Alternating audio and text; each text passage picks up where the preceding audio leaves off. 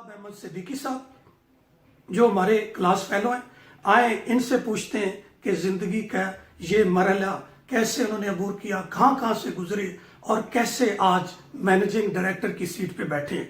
अली भाई बहुत शुक्रिया आपका, बड़ी अरसे बाद मुलाकात हुई आपसे। तो हुआ इस तरह कि जब टेक्सटाइल इंजीनियरिंग करके हम फारिग हुए ना, तो मैंने अपनी पहली जॉब जो कैरियर का आगाज़ किया था वो वैसे तो निशात से किया था, लेकिन वो सिर्फ 4 दिन की नौकरी थी। लेकिन उसके फ़ौरन बाद जो है ना सफ़ायर फिनिशिंग ज्वाइन कर ली। सफ़ायर फिनिशिंग में तकरीबन 1.25 साल एज ए शिफ्ट इंचार्ज और फिर असिस्टेंट मैनेजर के तौर पर काम करते रहे फिनिशिंग डिपार्टमेंट में, जहाँ अपने सीनियर सलमान जुल्कदर साहब होते थे। तो उसके बाद एक अपॉर्चुनिटी मिली, अपने क्लास फेलो यूसुफ फरीद साहब होते थे, वो एक बाइंग हाउस में होते थे, साइक वेलकोरेक्स, जो कि एक फ्रेंच बाइंग हाउस था और दुनिया का सबसे बड़ा थ्रेड बनाने वाली कंपनी जो थी ना डीएमसी ग्रुप का, वो सब्सिडरी यूनिट था फ्रांस में। उसके हमारे एक सीनियर कंट्री हेड हुआ करते थे जो आज भी हैं, सैयद नूरुल हसन गिलानी साहब। तो यूसुफ ना उनके साथ कुछ बाइंग हाउस के तौर पे काम कर रहा था। शुरू में मेरा प्रोडक्शन में ही इंटरेस्ट था, तो मेरी ख्वाहिश ये थी कि मैं प्रोडक्शन में काम करके चीज़ों को आगे लेके चलूँ, और हमेशा से बैक एंड माइंड में यही था कि अपना बाइंग हाउस स्टैब्लिश करना है टेक्सटाइल का। तो वो उसकी प्लानिंग के हिस्से में 1.25 साल लगाने के बाद ये अपॉर्चुनिटी मिली साइक में। तो उन्हें ना अपनी फैब्रिक सोर्सिंग के लिए और क्वालिटी मर्चेंडाइजिंग, क्वालिटी एश्योरेंस और मर्चेंडाइजिंग के लिए एक टेक्निकल बंदे की ज़रूरत थी। तो अल्हम्दुलिल्लाह मैंने उसमें उनके फ्रांस से कंसल्टेंट आए, उनके साथ इंटरव्यू हुआ। 3-4 महीनों ने कोई जवाब नहीं दिया, मैं भी भूल भाल गया। 4 महीने बाद कंफर्मेशन हो गई, तो फिर जाना मैंने वहाँ पे अपनी एज ए प्रोडक्शन की लाइन को छोड़ा और मर्चेंडाइजिंग में चला गया। Simultaneously on the same time it was the 2006 जब मैंने ये काम शुरू किया, साइक के साथ काम शुरू किया, तो मैंने साथ ही ना एमबीए शुरू कर लिया आईबीए पंजाब यूनिवर्सिटी से। वहाँ से इवनिंग में एमबीए करता था, सुबह वो ये करता था। फिर वो एमबीए कंप्लीट हो गया 2008 में, लेकिन 2010 में जाके जो है ना साइक वेलकोरेक्स जो है ना का जो फैब्रिक सोर्सिंग यूनिट था ना, वो बैंकरप्ट हो गया और उन्हें ना वो अपने ऑपरेशंस पाकिस्तान में बंद करने थे। तो चूंकि हमारी जो पार्टनरशिप थी वो कोहिनूर टेक्सटाइल मिल के साथ थी, तो कोहिनूर मिल के साथ ही जब उन्हें पता लगा कि यार ये यहाँ से ख़त्म हो गया, तो वहाँ की मार्केटिंग टीम ने मुझे कहा कि यार हमारे साथ ज्वाइन कर। तो मैंने फिर एज ए मैनेजर मार्केटिंग उनकी कोहिनूर को ज्वाइन कर लिया और मुझे उन्होंने उस डिवीजन में रखा है जो कि ऑस्ट्रेलेशिया कहलाती थी। ऑस्ट्रेलिया और एशिया का कुछ पार्ट था।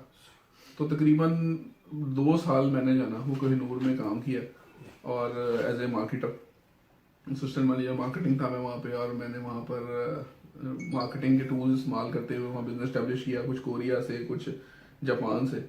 लेकिन उस दरमियान में पार्ट टाइम ना अपने क्रिकेट फेलोज दोस्त थे मेरे, उनके साथ मिलकर ना रियल एस्टेट का थोड़ा थोड़ा काम करता था, शौकिया।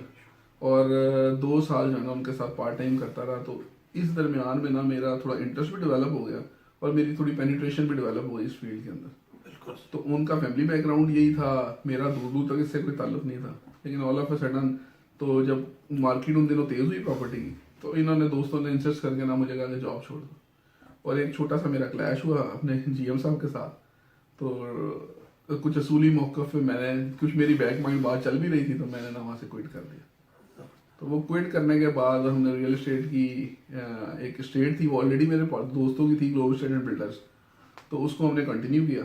और मार्च 2012 मैंने कोहिनूर से रिज़ाइन किया और ये काम शुरू किया। उस वक्त हम 3 बंदे होते थे इस कंपनी में, और इसको चलते चलते चलते चलते आज अल्हम्दुलिल्लाह हमारे पास 75 पर्सनस की टीम है और ऑल ओवर पाकिस्तान 6 ऑफिसेज हैं हमारे। और रियल एस्टेट में हम मोस्टली काम कर रहे हैं बहरिया के साथ, लेकिन इसके अलावा डीएचए, इसके अलावा लेक सिटी, इसके अलावा अल कबीर टाउन। फिर खारिया में एक बहुत बड़ा प्रोजेक्ट लॉन्च हुआ जो उस टेरिटरी का बहुत बड़ा प्रोजेक्ट था, मलिक साहब की फैमिली का प्रोजेक्ट था, न्यू मेट्रो सिटी। तो उसको हमने जो है ना टेकअप किया। बैरिया ने ही हमें रिकमेंड किया उनके लिए कि उनकी मार्केटिंग को संभालें, उनकी सारी स्ट्रेटजी हमने डिवाइस की। और आज अल्हम्दुलिल्लाह जो है ना ग्वादर में भी पहले उनका एक प्रोजेक्ट करके आए थे 2 साल पहले, वो भी हमारा एक एफिलिएशन थी उनके साथ। अब पिछले तकरीबन 1.25 साल से न्यू मेट्रो सिटी खारिया में उनका मेन कोर डीलर, हम डिस्ट्रीब्यूटर है एक तरह से। उनके जितनी भी उनकी प्रोडक्ट डिवाइस होती है वो सारी हम तक आती है। उसके बाद हम मार्केट में उसको डीलर नेटवर्क को डिस्ट्रीब्यूशन में डिवाइड करते हैं, फिर लोगों तक उन तक पहुंचाते हैं उनकी प्रोडक्ट को। बहुत शुक्रिया, आपने हमें टाइम दिया। थोड़ा सा बताइएगा अपना बचपन, थोड़ा सा बताइएगा कहाँ पैदा हुए और कैसे एनटीयू तक पहुंचे। हाँ, ये बड़ा मज़ेदार सवाल है। पैदाइश मेरी कराची की है और मिडिल क्लास तक मैंने ना कराची तक एजुकेशन हासिल की। मेरे वाले साहब गवर्नमेंट सर्वेंट थे, मिलिट्री अकाउंट्स में जॉब करते थे, और उनको तकरीबन 94 में ना थोड़ा हार्ट का एक प्रॉब्लम हो गया, तो उसकी वजह से मेरे ननियाल यहाँ बेस्ड थी और ददियाल मेरी आधी यहाँ और आधी कराची बेस्ड थी। वो तो पहले ही कहते थे लाहौर आ जाओ लाहौर आ जाओ, तो वो बस वाले साहब की तबीयत ख़राब हुई तो मामू डॉक्टर थे, उन्होंने इंसिस्ट किया, फिर लाहौर ट्रांसफ़र हो गया 94 में। तो 94 में मैट्रिक और एफएससी मैंने लाहौर से की, और उसके बाद जो है ना वो मैंने बीएससी शुरू कर दी थी, क्योंकि हमारी यूनिवर्सिटी के एग्जाम लेट होते थे, अगर आपको याद हो, सितंबर में, और हमारे सेशन अप्रैल में होता था। तो वो 5-6 महीने ना फ्री आइडल टाइम था, तो कहीं एडमिशन हुआ सिटी एंड रीजनल प्लानिंग में यूईटी में, तो वो समझ नहीं आई फील्ड, उसको क्विट करके ना बीएससी डबल मैथ फिजिक्स मैंने एफसी कॉलेज से शुरू कर दिया। वहाँ पे हमारे जाने जिगर दोस्त नवीद वडेरा साहब हुआ करते थे हमारे साथ ही, तो हम क्रिकेट फेलो थे वहाँ पर भी, क्लासें हम पढ़ते नहीं थे, हम डीमोटिवेटेड किस्म के लोग थे कि यार टेक्सटाइल इंजीनियरिंग में कहीं एडमिशन नहीं हो रहा या पसंद नहीं आ रही जो फील्ड हम करना चाह रहे हैं, तो हम सारा टाइम शाम को क्रिकेट खेल के गुजारा करते थे, क्लासेस का स्किप किया करते थे। तो ऑल ऑफ सडन एक दिन जो ना नवीद साहब जाने लगे बैग पकड़े हुए क्रिकेट के टाइम पे। मैंने उनसे पूछा भाई किधर चले हो? कहता जी वो एक टेक्सटाइल यूनिवर्सिटी है फैसलाबाद में, उसका टेस्ट देना। वो मैंने कहा यार उसका तो प्रोस्पेक्टस मैंने ही मंगाया था, उसका कब है? उसने कहा वो तो कल लास्ट डेट है फॉर्म जमा कराने की। मैंने कहा अच्छा कल लास्ट डेट है, पता ही नहीं लगा। तो वो इत्फाकन उसके कहने से पता लगा, रात को वाले साहब से जिक्र किया, उन्होंने कहा सुबह जाके यार जमा करा दो, प्रोस्पेक्टस देखी जाएगी। मैं सुबह फैसलाबाद पहुंचा, प्रोस्पेक्टस जमा करा दिया। टेस्ट हुआ आई कैप में, यहाँ पे ICMA का इंस्टीट्यूट है फिरोजपुर रोड पे, तो हम लोग वहाँ टेस्ट देने पहुंचे। टेस्ट देने के बाद नवीद साहब तो छलांगे मारे कि मेरा तो कंफर्म हो गया, मेरा तो टेस्ट ही बहुत जबरदस्त हुआ, और मेरे हालत बड़ी पतली थी क्योंकि मुझे लग रहा था मेरा टेस्ट बहुत खराब हुआ। मैं चूंकि एयरफोर्स, आर्मी, नेवी और बेशुमार टेस्ट दे चुका था, नर्स के, JEE के, तो मुझे ना काफी सारा आइडिया था कि टेस्टों में ना मार्क्स कैसे मिलते हैं। तो नवीद की खुशी दीदनी थी, और अगले दिन हम क्रिकेट पे खड़े हुए, तो मुझे बोला था खेलने आओ। मैंने कहा भाई तेरा हो गया एडमिशन, तू खेल सकता है, हमने तो यही करना है, हमने नहीं करना। बहरहाल नहीं हो 15 दिन बाद मैंने वैसे ही उससे पूछा, मैंने कहा यार तेरा रिजल्ट नहीं आया? कहता यार आज ही आया। मैंने कहा क्या हुआ? कहता नहीं हुआ एडमिशन। मैंने कहा यार तो बड़ा कॉन्फिडेंट था। कहता तूने पता किया? मैंने कहा यार मुझे तो यकीन ही नहीं है मेरा एडमिशन हो सकता है।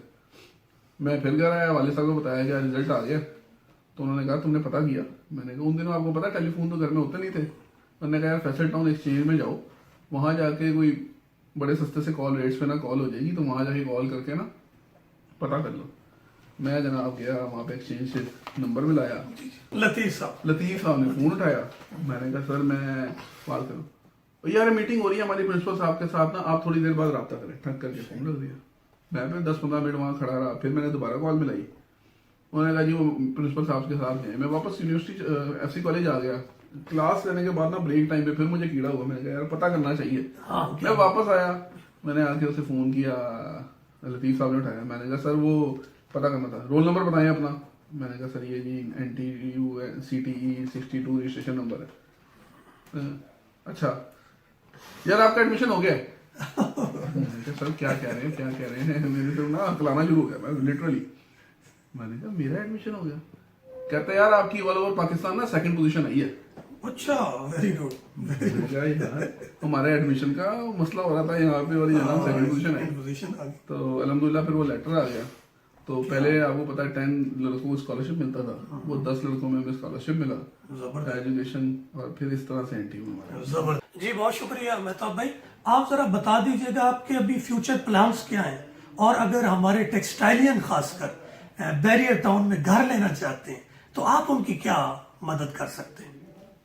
मैं इसमें फ्यूचर प्लान से पहले मैं बता दूं कि हम ये क्लेम करते हैं कि इस वक्त रियल एस्टेट इंडस्ट्री में globe state and builders is one of the leading company of Pakistan, जो कि ट्रेडिंग बिजनेस में इन्वॉल्व है। वो ऑल ओवर पाकिस्तान कोई भी नहीं है। बहुत सारे लोग ये सुन के हैरान होते हैं, तो मैं उसकी बेस बताता चलूँ कि अभी तक कोई रियल एस्टेट इंडस्ट्री, क्योंकि ज़मीन.com को रियल एस्टेट कंपनी नहीं कह सकते, वो मार्केटिंग कंपनी है जो उनके प्रोडक्ट को बेचती है। उसको अगर हम OLX को निकाल दें जो कि एक ही हो चुकी हुई है, तो जो इंडिविजुअल्स लेवल पे, जो प्रोप्राइटरशिप में या AOPs पे जो कंपनीज या प्राइवेट लिमिटेड कंपनीज में रियल एस्टेट में इंडस्ट्री में लोग हैं, मैं नहीं किसी ऐसी कंपनी को जानता जिनके ऑल ओवर पाकिस्तान 6 ऑफिस हों, जिनके पास इतने नंबर ऑफ मेंबर्स हों, जिनके पास इतनी लेटेस्ट टेक्नोलॉजी पे काम हो के और लेटेस्ट टूल इस्तेमाल करते हुए मार्केटिंग हो रही हो, और जिनका सेंट्रलाइज मैकेनिज्म ये है कि हम रियल टाइम में हमारे पास ऐसे सॉफ्टवेयर मौजूद हैं जो हमारी ब्रांचेस ऑल ओवर पाकिस्तान है। इसमें सबसे दूर आप समझ लें ग्वादर है, वहाँ पे हमारी ब्रांच है। कराची में हमारी ब्रांच है, बैरियर टाउन कराची में हमारी ऑफिस है एस्टेब्लिश हैं। इसके अलावा हमारा खारिया में, न्यू मेट्रो सिटी खारिया में हमारा हेड ऑफिस है। फिर हमारा हेड ऑफिस जो है ये लाहौर बेस्ड है। अभी जहाँ आप ये बैठे हैं ये हमारा पुराना ऑफिस है और ये रेंटल था। अब हम अपना प्लाजा तैयार हो गया, हम एफएल टावर पे शिफ्ट हो रहे हैं अगले 2 दिन बाद। मंडे ऑनवर्ड हम इंशाल्लाह वहाँ पे मौजूद होंगे। माशा तो वहाँ पे 7 स्टोरी बिल्डिंग है और वो 7 स्टोरी फिलहाल फौरी हमने अपने पास ही रखी है। उसमें डिफरेंट प्रोजेक्ट्स की लोग हैं। मैंने जैसे आपको विजिट भी कराया कि हमारे यहाँ पे आईटी का एक डिपार्टमेंट है जो कि एक टीम पे मुश्तमिल है। इसी तरह अकाउंट्स का एक डिपार्टमेंट है जो कि एक 7-8 बंदों की टीम पे मुश्तमिल है, जो ऑल ओवर पाकिस्तान ट्रांजेक्शन्स हो रही हैं।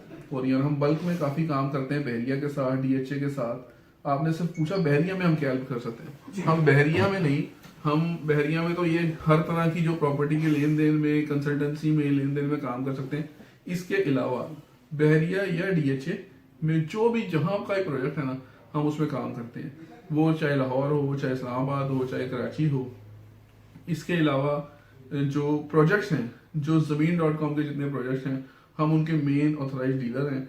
जितने भी वो प्रोजेक्ट लॉन्च करते हैं उसमें कोई कंसल्टेंसी, कोई क्वेश्चनिंग उनके जहन में आए कस्टमर के, किसी हमारे टेक्सटाइलियन भाई के, तो वो एक दफ़ा क्वेरी ज़रूर करे कि यार इतने पैसे लगाने और इस प्रोजेक्ट में लगा रहा हूँ, तो आप क्या हेल्प कर सकते हो या सजेशन क्या दे सकते हो। एटलीस्ट एक सजेशन ज़रूर ले लें कि यार उस प्रोजेक्ट के बारे में, क्योंकि हमारा चूंकि हर वक्त का काम है, हर वक्त लोगों से गो थ्रू हो रहे होते हैं, एक्सपर्टीज़ है।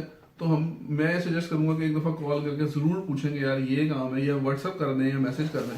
आपको मैं नंबर भी देता हूँ, काइंडली इस वीडियो पे लगा दीजिएगा ताकि लोग कांटेक्ट करना चाहें तो they can directly make the contact. ठीक है, मैं लगा दूंगा आपकी इस जगह पे वीडियो के अंदर इंशाल्लाह आपका नंबर जरूर आएगा। इससे हमें बड़ा फायदा है, टेक्सटाइलियन को बड़ा फायदा है कि टेक्सटाइलियन हर जगह पे बैठे हैं जो हमें हेल्प आउट कर सकते हैं। तो थोड़ा फ्यूचर प्लान्स का थोड़ा सा कि आपके अब मजीद क्या प्लान्स है, ताकि हमारे टेक्सटाइलियन और जनरल पब्लिक ये जाने कि अब आप मजीद क्या करने जा रहे हैं। हाँ, अब हम इसमें ना हमारा एंड ऑब्जेक्टिव तो डेवलपर बनना है। ठीक है, एंड ऑब्जेक्टिव ये है कि we should develop project for ourselves.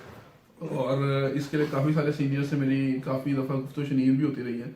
असल में कोऑपरेटिव सोसाइटी का लॉ जो है ना, वो काफ़ी अरसे से ना ऑब्सलीट कर दिया गया है, होल्ड पे है, तो हम कोई बना नहीं सकते। अदरवाइज आई वांट कि हम टेक्सटाइलियन कोऑपरेटिव सोसाइटी बनाते और उसमें तमाम टेक्सटाइल इंजीनियर और टेक्सटाइल में काम करने वाली जितनी कम्युनिटी है वो हमारा पार्ट होती, और उसमें हम इनिशियल लेवल पे कोई थोड़ी थोड़ी पेमेंट लेके इसे वेलफेयर के तौर पे चलाते और बिजनेस हम अदर पार्ट से डेवलप करते और इस तरह से अपने मेंबर्स को फायदा पहुंचाते। क्या बात। लेकिन अभी चूंकि इस पे बैन है, तो हमारा अगला प्लान जो अपनी कंपनी के तौर पे है वो हमारा है डेवलपमेंट के तौर पे। इसमें हाई राइज बिल्डिंग्स के बहुत सारी प्रोजेक्ट्स हमारे पास पाइपलाइन में है। और इसके साथ साथ ही जो अभी फिलहाल हम फौरी तौर पे कर रहे हैं कि हमने एक प्रोजेक्ट की टीम अलग डेवलप करनी है। प्रोजेक्ट्स रियल एस्टेट की ट्रेडिंग जो कस्टमर रिक्वायरमेंट करता है, जी मैंने लेना है, मैंने बेचना है, वो तो हम कर ही रहे थे ऑलरेडी। अब हम प्रोजेक्ट्स पे काम कर रहे हैं। प्रोजेक्ट्स पे काम ये है कि एक कंपनी प्रोजेक्ट अपना लेके आती है, वो कहती है जी ग्लोबल स्टेट्स को मार्केटिंग करें। हम उससे पूछते हैं कि यार अपने प्रोजेक्ट की प्रोस एंड कॉन्स बताओ, अपनी फीचर्स बताओ, डेवलपमेंट बताओ। इन श्योरिटियां उससे लेते हैं कि यार हाँ ये कस्टमर को मिल भी जाएगा कि नहीं, क्योंकि इस फील्ड में फ्रॉड बहुत ज्यादा है। हम हद्दुल इम्कान कोशिश करते हैं कि तमाम डॉक्यूमेंटेशन अपने सर पे रह के करें, क्योंकि अल्हम्दुलिल्लाह हम टेक्सटाइलियंस का आपस में एक रिलेशन बहुत ज्यादा स्ट्रॉन्ग है, एक लिंकिंग बहुत ज्यादा स्ट्रॉन्ग है। तो मैं चाहता हूँ कि जो भी मैं बात करूँ ना, वो अगला बंदा बगैर किसी बात के मान लेता है, उसको कोई नुकसान ना हो जाए। तो क्रेडिबिलिटी हम अपना स्ट्रॉन्ग करना चाहते हैं कि यार हम उस पर काम करें, तो उस प्रोजेक्ट पे हम काम करें। तो हमारे ऑब्जेक्टिव यही है कि हम इसको कंपनी को रोज बरोज अपने वॉल्यूम को भी बढ़ाएं और लोगों को बेहतर से बेहतर सर्विसेज और जिस तरह दे सकते हैं लेटेस्ट टूल यूज होते हुए। इस वक्त हम एक प्रोजेक्ट पे काम कर रहे हैं जो कि आर्टिफिशियल इंटेलिजेंस की बेस पे है। उसके लिए हमने 2 डेवलपर हायर किए हैं, वो हमें उस पर सजेशन दे रहे हैं, उसका डेटाबेस हम डेवलप कर रहे हैं। तो इंशाल्लाह आने वाले दौर में मजीद आईटी की लेटेस्ट टेक्नोलॉजी को बेस करते हुए हो सकता है कि आपको हमें किसी चीज़ के लिए विजिट ना करना पड़े।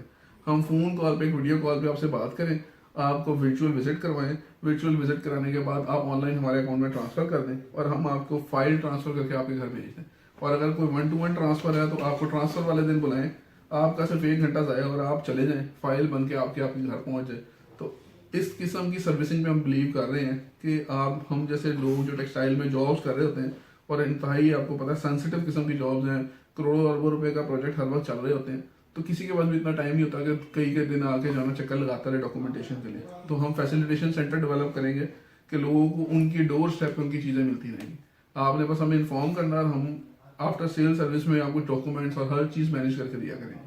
क्या बात है, माशाल्लाह आपके बड़े जबरदस्त प्लान है। और सबसे इम्पोर्टेंट जो आपने बात की कि वो टेक्सटाइलियन हाउसिंग सोसाइटी होनी चाहिए। मैं आपको पहले तो इस आइडिया पे मुबारकबाद देता हूँ, और मैं आपको ये इंसिस्ट करूंगा कि आप प्लीज इसके बारे में जरूर सोचें। वी टेक्सटाइलियन हम हमेशा तैयार हैं, और हम तो ऐसा कोई प्लेटफॉर्म चाह रहे थे कोई हो जिस पे हम इन्वेस्टमेंट करें, कल फ्यूचर में हम सब लोग एक जगह पे रहें। इसके बारे में नेक्स्ट अगर प्लान हो तो जरूर करिएगा। हमें कोऑपरेटिव सोसाइटी बने ना, तो उसके बायलॉज में अभी तो चूंकि पाबंदी है, लेकिन अब हम कोई भी अपना प्रोजेक्ट लॉन्च करेंगे ना, तो हमारी कोशिश ये होगी कि whatever the price for the others, टेक्सटाइलियन की स्पेशल कोई जना डिस्काउंट इसमें ऑफर किए जाए। और अभी भी अल्हम्दुलिल्लाह कोई बंदा आता है तो हम उसको अवलाइज करने की कोशिश करते हैं। फॉर एग्जांपल यहाँ पर परसेंटेज है 1% कमीशन की, तो हम उसमें कोई डिस्काउंट दे देते हैं। कोई अपने पास कंट्रोल में कोई चीज़ बैरियर कंट्रोल चीज़ होती है, तो उसमें फिलहाल जो डिस्काउंट्स हमारे पास होते हैं वो आगे ट्रांसफर कर देते हैं, ताकि हमारे टेक्सटाइलियंस को फायदा हो, जो कि आम पब्लिक के लिए नहीं है। ये जितने टेक्सटाइलियंस मेरे साथ अटैच हैं, they know me very well कि जो है ना वाकई ऐसी ऑब्लाइजमेंट्स हमने की हैं, और आइंदा भी हम ऐसे ही करते रहेंगे। और अपना कोई प्रोजेक्ट लॉन्च हुआ तो इसमें अपना ज़ाती प्लान ये है कि इंशाल्लाह ताला उसके जो रेट्स हैं ना वो टेक्सटाइलियंस के लिए सब्सिडाइज होंगे, वो ताकि जो है ना मैक्सिमम बेनिफिट हम अपनी टेक्सटाइलियन भाइयों को पहुंचा। जबरदस्त। यहाँ पे कोई हमारे जो टेक्सटाइलियन जो ऑलरेडी आपके थ्रू बैरियर टाउन में आ गए, कोई एक दो का नाम ले दें ताकि बेशुमार सर, मेरे ख्याल में तो एक लंबी लिस्ट है जो कि बहुत ज्यादा है, लेकिन मैं उन लोगों का जिक्र करना चाहूंगा जिनकी वजह से आज इस मुकाम तक हम पहुंच सके हैं। उसमें सबसे पहले जो है ना मुनीर आलम साहब हैं, जिनकी बहुत कॉपरेशन रही, बहुत गाइडेंस रही। काशिफ जनीर साहब हैं, उन्होंने भी अपना नया ब्रांड लॉन्च किया है केजे के नाम से, तो माशाल्लाह अपना बिजनेस स्टैब्लिश कर रहे हैं। एंटरप्रेन्योर बनने में उनकी भी बड़ी कॉपरेशन, कोई बड़ी जो है मोटिवेशन रही है। वो मुझे बड़ा अपडेट करते रहे कि नहीं नहीं जॉब नहीं करनी, यही करना है, इसको बढ़ाना है। उसके अलावा सलीमी साहब हैं, जो कि शाहिद सलीमी साहब उधर मुल्तान में होते हैं, टेक्निकल डायरेक्टर है माशाल्लाह, उनका भी बहुत गाइडेंस रही है। और बेशुमार लोग हैं, शाहिद चौधरी साहब हैं, केमिकल ट्रेडिंग में बहुत बड़ा नाम है, पहले वो डॉल्फ के डिस्ट्रीब्यूटर हुआ करते थे, तो माशाल्लाह उन्होंने बहुत ब्लाइंड सपोर्ट किया हर लिहाज से, कस्टमर देने में, रिलेशनशिप बिल्डिंग में, गाइडेंस देने में, फंड्स देने में। जहां कोई फंसा है तो उन्होंने हर तरह से ना, ओवरसीज पाकिस्तानी कनाडा से वो होते थे सेटल्ड, तो कनाडा से पेमेंट्स आनी होती थी, तो उन्होंने उसमें भी इतनी सपोर्ट किया कि अब मैं बता नहीं सकता। तो ये टेक्सटाइलियन की सपोर्ट के बगैर किसी सूरत में मुमकिन नहीं था। शायद मैं बहुत सारे लोगों का नाम भूल जाऊँ, अपने क्लास फेलोज बहुत सारे हैं यहाँ पर जो इस वक्त रहते हैं टेक्सटाइलियन बहरिया में, बेशुमार लोग रहते हैं, और वो अल्हम्दुलिल्लाह कोई भी एक ऐसा बंदा नहीं है जिसने कभी कोई बाहर से चीज़ ली हो। सारे ही मेरे साथ यहाँ अलीम साहब रहते हैं डिवाइस वाले, फरमानुल्लाह मरवत साहब रहते हैं, मुनीर आलम साहब का यहाँ घर बन रहा है, खाई साहब यहाँ रिहायशी हैं, इसके अलावा राना ताहिर साहब हैं, नादिर है, आरिफ साहब यहाँ पे चौधरी साहब रहा करते थे कोहिनूर के डायरेक्टर, वो तो अब छोड़ के चले गए हैं। इसके अलावा नॉन टेक्सटाइलियंस में इंजीनियर नहीं है लेकिन टेक्सटाइल्स के बेशुमार लोग, काशिफ गुलजार साहब हैं, मास्टर के डायरेक्टर हैं, वो मेरे बहुत अच्छे दोस्त हैं, बहुत करीबी बड़ी हैं हमारे, हम इकट्ठे बैठते हैं, चाय कॉफियाँ चाय चलते हैं। इसके अलावा और क्या नाम लूँ, बहुत बेशुमार लोग हैं टेक्सटाइल्स के जो यहाँ पर रहते हैं अल्हम्दुलिल्लाह, और हमारा उनके साथ बड़ा ताल्लुक है। आमिर कुरैशी साहब हैं कोहिनूर के, जी मेरे बॉस भी हुआ करते थे, उनसे भी बहुत अच्छा इंटरेक्शन रहा, उन्होंने भी बहुत अच्छा सपोर्ट किया, काफ़ी चीज़ें मेरे थ्रू परचेज भी की और माशाल्लाह रिटर्न्स भी दिए।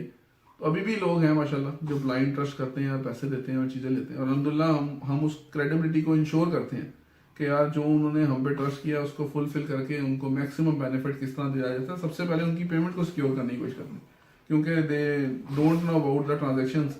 वो तो ये जानते हैं मैं आपको दिए पैसे या ग्लोबल स्टेट को दिए पैसे। इसमें नुमान शमसी साहब हैं, तारिक साहब हैं मार्केटिंग में कोहिनूर की, उमर फारूक साहब हैं जो इस वक्त GM है कोहिनूर मार्केटिंग के, तो सफायर में अपने बिलाल तारिक साहब, क्या बात, तो बेशुमार जो है ना लोग हैं जिनका मैं नाम लूँ, कोई इंडस्ट्री में ऐसा बंदा नहीं होगा जो शायद ना मुझे जानता हो जिससे मेरी मुलाकात नहीं। इरफान साहब हैं US के डायरेक्टर, उनके साथ मेरा बहुत अच्छा इंटरेक्शन है, तो माशाल्लाह। तो टेक्सटाइलियन TV के फोरम से हमारी दुआ है कि अल्लाह ताला आपको मजीद कामयाबियां दे, और इसी तरह आप अपने खासकर टेक्सटाइलियन की मदद भी करते रहें खिदमत भी करते रहें, क्योंकि कहते हैं कि खिदमत से खुदा मिलता है। तो बहुत शुक्रिया आपका मेहताब साहब, बड़ी मेहरबानी, आपने हमें टाइम दिया टेक्सटाइलियन टीवी को। अब हम इंटरव्यू के फाइनल स्टेजेस की तरफ जा रहे हैं, और उसमें हम हमेशा से ये पूछते हैं कि जो जूनियर्स हमारे टेक्सटाइल के अंदर इस वक्त NTU में हमारे जूनियर्स पढ़ रहे हैं, उनके लिए आपका क्या पैगाम है? चूंकि आपने एक फील्ड को स्विच किया और माशाल्लाह उसमें आपने बड़ी कामयाबी हासिल की, तो हमारे जूनियर्स के लिए आपका क्या पैगाम है कि वो टेक्सटाइल, अगर कोई रियल एस्टेट में आना चाहे तो उसके लिए आप क्या कहेंगे? हाँ, पहली बात तो ये है कि मैं कभी भी ये नहीं कहूँगा कि किस फील्ड में आए, मैं ये कहूँगा कि एंटरप्रेन्योर बने। मेरी फॉरमोस्ट एडवाइस हर बंदे को, अपने सीनियर को, जूनियर को, क्लास फेलो को ये है कि definitely there is a time where we have to make some jobs, जिसके लिए हमें एक्सपीरियंस और एक्सपर्टीज हासिल करनी होती है। लेकिन विजनरी ये होना चाहिए बंदे को कि किसी भी फील्ड में जाके ना वो अपना बिजनेस स्टैब्लिश करना, चाहे वो रियल एस्टेट का बिजनेस हो, चाहे वो फैब्रिक का बिजनेस हो, चाहे वो लुब्रिकेंट्स का बिजनेस हो, चाहे वो पानी का बिजनेस हो, वॉट एवर द बिजनेस, उसके अंदर पेनिट्रेट करके और उसके अंदर जाना, वो अपनी टॉप लोकेशन हासिल करनी है। और वो आपका मेहनत, विजन, हाँ आपकी डायरेक्शन ठीक होना, तो कोई बंदा आपको आगे बढ़ने से नहीं रोक सकता। हाँ, अगर आप रियल एस्टेट की बात करते हैं तो there is too much room, क्योंकि इस इंडस्ट्री में ये बहुत बड़ी इंडस्ट्री है। और उसकी मैं एग्जांपल ये देता होता हूँ कि दुनिया में इंसान की जो बेसिक्स हैं ना, रोटी, कपड़ा और मकान, इसमें जो बेसिक्स में सबसे महंगी और इम्पोर्टेंट तरीन बेसिक है ना, वो मकान है। वो किसी भी इंसान के लिए सबसे बड़ी प्रोडक्ट है, और हर इंसान ने जिंदगी में 1 से लेके 5-6 दफा वो करनी होती है। नॉर्मली 1 या 2 दफा ही लोग कर पाते हैं। एक वालिदैन जो से घर मिलता है, वो जब वफात पाते हैं या बच्चा बड़ा होता है तो वो उसको बेहतर करने के लिए या उनकी बात 1 दफा वो बेचता है, और उसके बाद 1 दफा वो एक टाइम आता है, फिर कुछ अर्सा गुजरने के बाद, एक 15-20 साल के बाद वो रिवाइव होता है और वो बंदा उसको मैनेज करना चाहता है। और वो सबसे इंसान की ना पूरी जिंदगी की जमा पूंजी का एक निचोड़ होता है, जिसको उसने आगे कन्वर्ट करना होता है। तो there is a man, there should be a man जिसके ऊपर वो ट्रस्ट करके कोई डिसीजन मेकिंग कर सके, जो उसको गाइडलाइन दे सके, जो उसको सही रास्ता दिखा सके, जो उन पैसों को सिक्योर कर सके, जिसको वो देते हुए हिचकिचाए ना। तो अगर रियल एस्टेट इंडस्ट्री में कोई ऐसा बंदा हो, जैसे कि मैं था, और मुझे 6-8 साल हो गए तकरीबन फुल टाइम 12 से, तो 8 सालों में लोगों ने मुझे इसलिए ही पैसे दिए, इसलिए ही कॉन्फिडेंस था उनको कि यार हमारा एक ताल्लुक है आपस में। उन्हें ये पता था कि यार ये हमारे लिए गलत नहीं कर सकता। और अल्लाह का बड़ा बड़ा शुक्र है, अल्हम्दुलिल्लाह, हम इस पे शुक्र अदा करते हैं कि नो डाउट कोई डिसीजन गलत भी हुए हैं, गलत होते भी हैं, जब बंदा काम करता है गलतियां भी होती हैं, लेकिन उसमें विलिंगली कोई ऐसी नहीं थी जिसको हमने बैकअप नहीं दिया। हमने उसको वहां से निकाला और उसको उस सिचुएशन से निकाल के अच्छी जगह पे दोबारा किया, और अल्हम्दुलिल्लाह हर तरह सपोर्ट किया।